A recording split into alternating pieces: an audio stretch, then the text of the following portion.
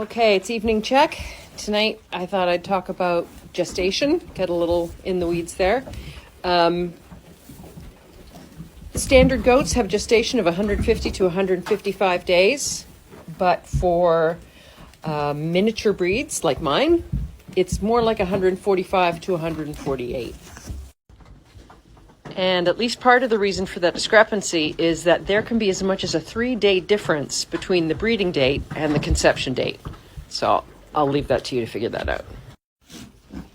So Andy is technically the first one to go. It is day 141 for Andy.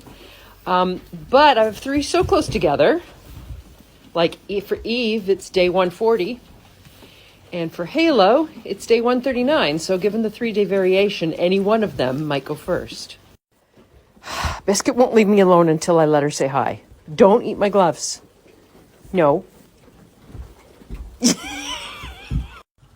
So even though it's far too early, I had a feel at Andy's legs just to get a baseline, and they're still quite firm. So, but the udder's looking nice, so I can tell she's getting close.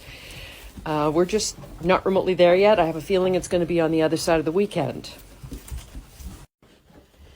Interestingly, we have a storm coming up the eastern coast, as I'm sure many of you do. On Saturday, we're calling for 5 to 8 inches of snow. Yay.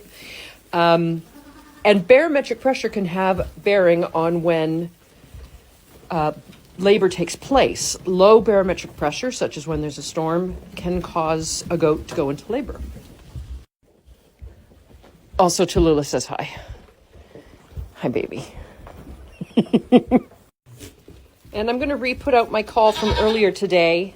If anyone knows of a good kind of portable action camera, I would love to do some point of view stuff for you guys so you could see what it looks like when I'm feeding the babies or when I'm milking. And I just really don't want to spend $300 on a GoPro. So if anyone has any suggestions, please leave in comments. And I will leave you with Penelope, who's looking enormous. She is due a week tomorrow.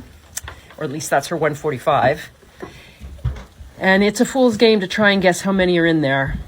But the last time she looked like that, she had 4. Tallulah says good night. Sleep tight, everyone.